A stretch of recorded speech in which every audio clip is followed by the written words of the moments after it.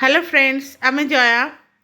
আশা করছি আপনারা সবাই ভালো আছেন। ব্রাহ্মিকাস কিচেনে আপনাদের সবাইকে স্বাগত। পুরনো বন্ধু যারা আছেন তাদের অত্যন্ত ধন্যবাদ আন্তরিকভাবে এবং ভালোবাসা। আর নতুন বন্ধু যারা আছেন চ্যানেলটাকে যদি সাবস্ক্রাইব না করে থাকেন তাহলে অতি অবশ্যই চ্যানেলটা সাবস্ক্রাইব করার অনুরোধ রইল।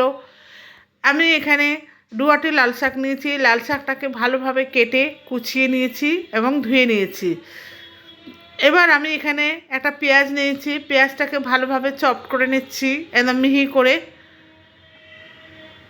আর নিচ্ছি রসুন 2 কোয়ার মতো, দিয়ে ওটাকেও ভালোভাবে আমি চপ করে নিয়েছি। নিয়ে এবার আমি রান্না করার জন্য 2 থেকে 3 চা চামচের মতো তেল দিয়ে দিচ্ছি।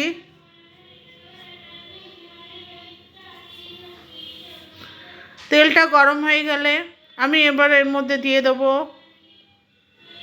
একটা শুকনো লঙ্কা, যেটা টুকরো করে আমি এই গরম তেলের মধ্যে দিয়ে দেবো। তেলটা গরম হয়ে গেছে, আমি শুকনো লঙ্কাটা দিয়ে দিয়েছি। এবার আমি এখানে দিয়ে দিচ্ছি কিছুটা, মানে হাফ চা চামচের মতো পাঁচফোড়ন।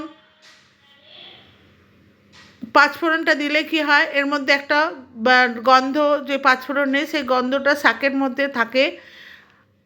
আর দিয়ে দিচ্ছি একটুখানি রসুন, যেটা আমি কেটে রেখেছিলাম, সেই রসুনটাও দিয়ে দিচ্ছি। রসুনটা একটু ভেজে নিচ্ছি, নিয়ে তারপরে আমি দিয়ে দিলাম পেঁয়াজ, টুকরো করা পেঁয়াজগুলো। রসুন, পেঁয়াজ এবং শুকনো লঙ্কা সব একসাথে ভালোভাবে ভেজে নিচ্ছি একটু বাদামি রং করে।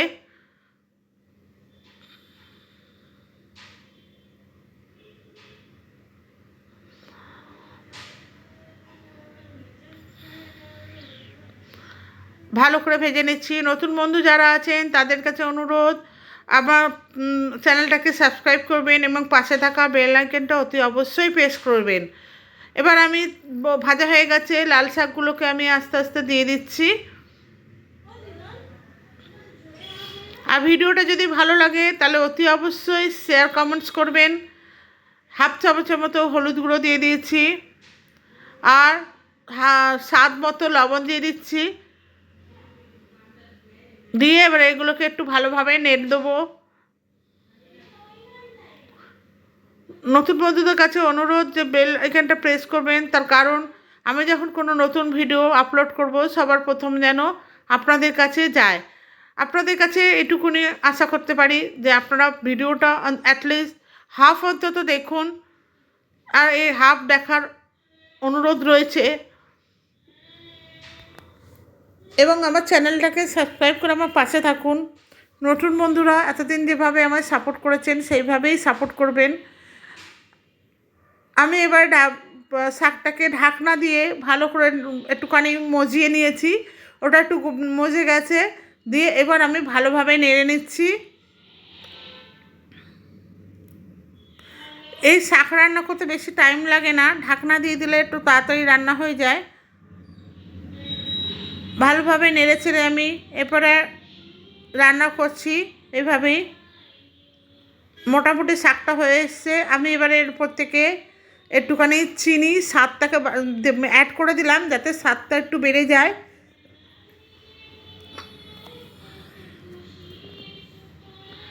চিনির অ্যাড করে দিয়ে আমি এটাকে ভালোভাবে নেড়ে দিচ্ছি।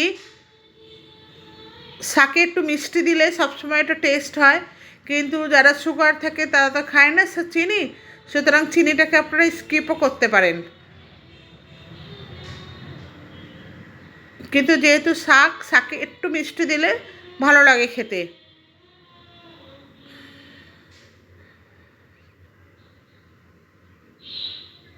ভালো করে নেড়েচেড়ে আমি এটাকে ভেজে নিচ্ছি।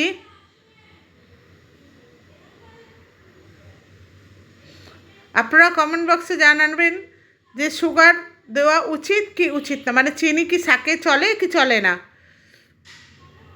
কারা কারা চিনি মানে শাকে দেন সেটা আমাকে অতি অবশ্যই জানাবেন।